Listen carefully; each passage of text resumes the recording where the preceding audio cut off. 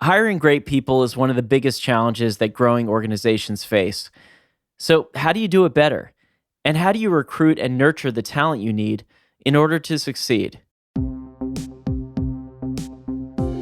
Hi, everyone, and welcome to Ready for Takeoff, the new micro podcast series from Wix all about hypergrowth. I'm your host, Rob Goodman, executive producer for content at Wix. In each episode, we go deep on one single topic in under 15 minutes, sharing insights and lessons learned from the leaders that built Wix as we talk about everything it takes to build a world-class global organization. Today, we've got Michal Bignitz, head of Wix Partners, our platform for agencies and freelancers to build client websites at scale. Over her more than 9 years at Wix, Michal has led a slew of teams and hired and nurtured a countless array of people here at the company. In today's episode, she's sharing her top insights on how to attract and grow great talent.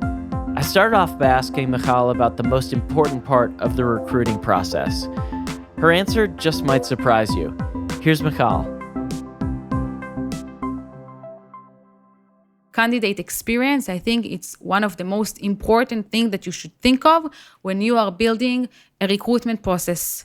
It's not just about who will you hire, it's also about what candidate will feel once you will reject them or once you'll tell them that currently we don't have anything that is relevant for them, but you might want to call them one day and offer them something. So I think that this should be in mind as well.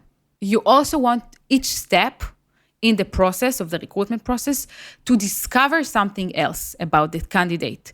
If it's the same set of questions being asked by different people, it is not helping you to get a better decision or a better understanding of who is in front of you.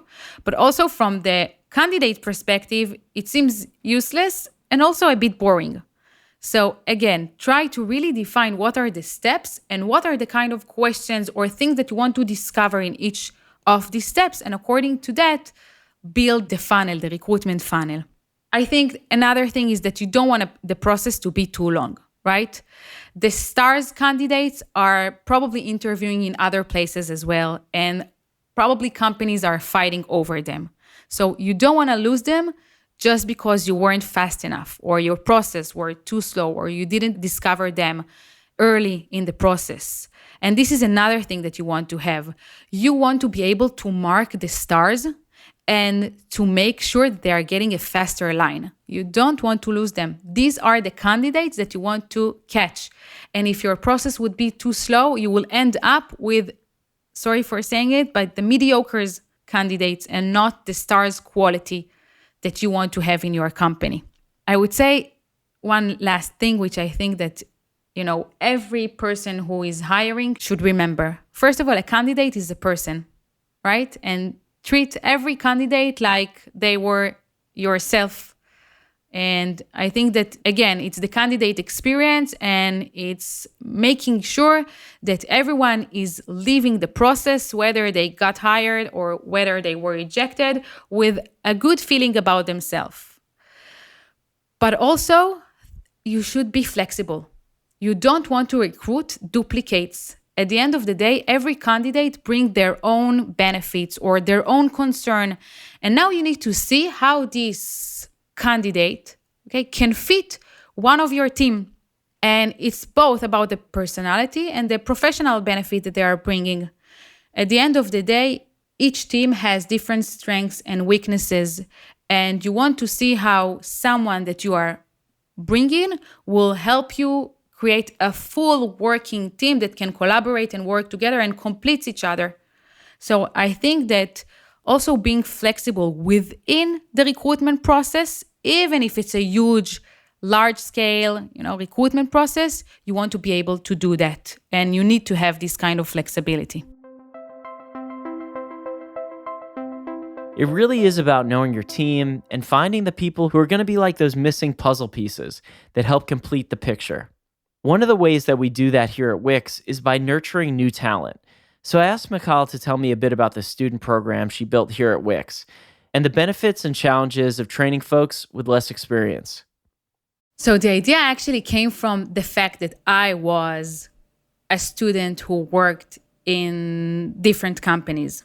So like while I was a student, I experienced in the industry, in the real life. And I think that, for me, it was amazing because it allowed me to understand where do I want to direct my career, right? So it started from my own experience.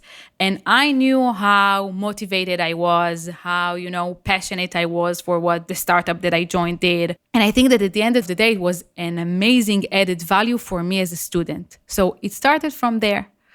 And I think that, at the end of the day, both sides can have great impact out of a student program. First of all, as I mentioned, it creates great opportunities for the students themselves, right? To experience, to see how they are putting in action the things that they have learned. This is on one hand. And the other side, the side of the company, hiring super talented people at the beginning of their career, teaching them your company way of doing things. In our case, it was how to do product, enjoying their super, super high motivation, dedication, and of course, at the end of the day, appreciation. It's priceless. So I think that at the end of the day, it's really a win-win, both for the students and for the companies that are doing that. But I can also tell you that some of the best head of product in Wix today were students in the first few rounds I did 6 years ago. So again, the best talents out of these programs. But I can say that for this to succeed, you need to have the capacity, you need to have the right people that can support it, and you need to have patience. Because for a student that is joining your company, it will take between 6 to 12 months until they will start really contributing to what you are doing, right? So it takes time. We all love a win-win, but like Michal said, it takes time and patience to train junior talent. And we all know speed is of the essence, especially at a hypergrowth company. So how do you find that balance, that right mix between fresh ideas and depth of experience that's so crucial to building a strong team? Yeah. So as you all know, I'm all up for, the less experienced people that are joining to the team. But I think that at the end of the day, you need to ask yourself, can my team support it right now? Because at the end of the day, you want to have a good blend of seniors, juniors, people that can teach and learn from each other. And you want together as a team that they will be able to achieve the goals that we set to ourselves. So having only juniors or only seniors would never work. But you also need to find the right balance and the right time to do that or to hire juniors. And I can tell you that now when I'm building the team for partners, the companies of partners, so I started with building the management. Management obviously are senior people, strong people, mostly people that you can trust, that you may be familiar with from before and know what they are bringing and how strong they are. And now when we have few strong from each of the fields, from the dev team, from the product team, from the UX designer team, now we can afford ourselves to hire also the juniors or the one with less experience because we have a way to support it. But before that, it's not something that you can actually do. So I think that you should aim to that because you want to have a diversity in your team.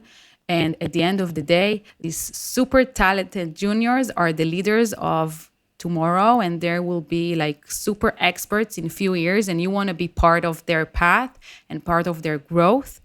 But you also need to understand what it takes, and you need to be able to support that, because if you won't do it, it will be a loss for both sides. It can be a massive success for both sides or a loss, and it all depends on the capacity that you have to support it. Yeah, that mix is so critical because if you have amazing talent with burgeoning skill set, they need to have the right direction in order to grow, in order to flourish, in order to kind of like focus their lasers, focus their superpowers in the right direction to move forward. And, senior leadership needs that right mix of people setting that vision, executing it, but also the people who have that early career, fire and motivation and malleability to fit in these different pieces in different areas and make the vision come to life. So Michal, we're doing this new segment called Quick Questions where we get to know you in a fun way. Are you ready for this? Yes. All right, let's do it. What is the very first website you visit every morning? So I open my day by looking at 10 websites that was built by Wix users, and then I can see how they are using the platform, and I learn tons out of it. Wow. Okay. You have those websites like bookmarked and you just check those? No, so every morning I actually opening like 10 websites that were published yesterday, and I can check I them. see. Every time it's 10 different websites. Okay. That's amazing. And that's before email. It's before, not before everything. you brush. Before you brush your teeth. No, it's not No, before. no, It's okay. before, Before work stuff. Yeah. Exactly. Okay, back in the day, many of us had the AOL Instant Messenger, AOL screen name. Did you have an AOL screen name back in the day? Anything funny you want to share with us? We had something similar here. You can probably guess what was my nickname, can't you? Well, your nickname here at Wix is Biggie. It's Biggie. So it's always been Biggie. I love that. What music do you listen to when you're working? So nowadays, I think it's, Zoom is the music to my ears. That's it. That's also a little sad. That's sad. I don't have time to listen to music during work. What about when you're doing like concentration work, no meeting time? Do you have electronic music going? You have silence, you have... Like usually it would be without music, yeah. Yeah. What's your favorite business book?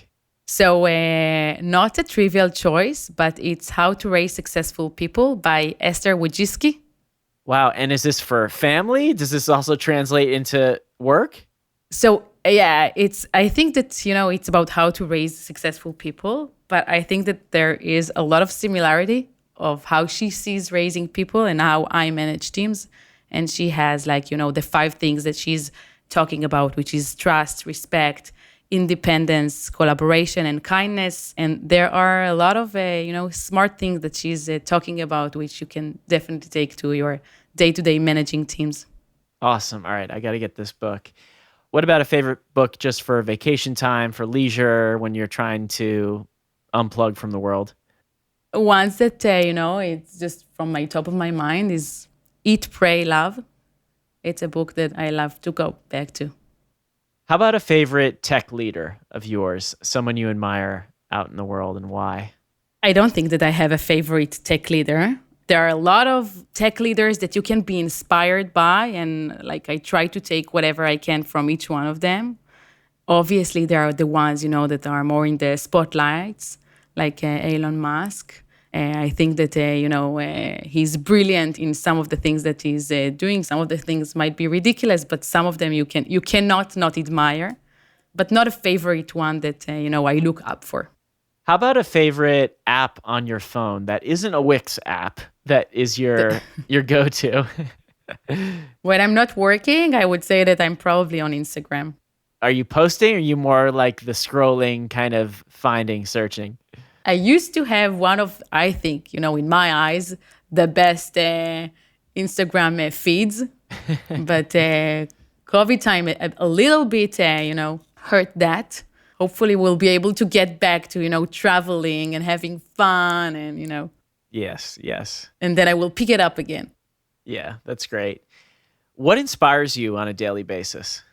I think, when I see people that are really passionate about something and they are going for it and are really succeeding in that inspires me. When I see professionals doing things and succeeding in them, I think that's, it's admirable. You need to admire that. I love that. And how about something that you want to build that you haven't yet? What dreams are percolating up there? A house. Can I say? Wow. Yeah. Can I say house? You can. A house. That sounds great. Would you design it? Would you work with an architect? Do you have a vision for what it could be? I have a vision. I have everything. I just need to, find the property, the right property. Amazing. We'll work on it. Amazing. Michal, thank you so much for joining the show and chatting with me. It was so fun and so informative. Thanks so much. With pleasure, and I had tons of fun as well. One of the main takeaways from this episode is that it's so important to create that right blend of talent for your team, mixing more tenured staff with junior talent so that growth and mentorship can happen across the entire team, and how building a talent onboarding program like the one Michal discussed for students can be an incredible way to both attract and train your next generation of leaders. Ready for Takeoff is brought to you by Wix. Now, if you don't know about Wix, we're the all-in-one platform for running your business online, trusted by over 210 million people around the world. With Wix, you get incredible security, reliability, performance, and SEO, no matter the kind of business you run or the size. With Wix, anything is possible. So visit Wix.com to start building and growing your business today. Thanks so much for listening. You can find more episodes and information on our website at wix.com/readyfortakeoff. And if you've been enjoying this show, make sure to subscribe or follow wherever you're listening right now. That way you get new episodes as soon as they're released. Ready for Takeoff is hosted and produced by me, Rob Goodman at Wix, with production by Lindsay Jean Thompson at Wix. Audio engineering and editing is by Brian Paik at Pacific Audio. Music is composed and performed by Kimo Meraki. Our executive producers from Wix are Susan Kaplow and me, Rob Goodman. We'll see you next time.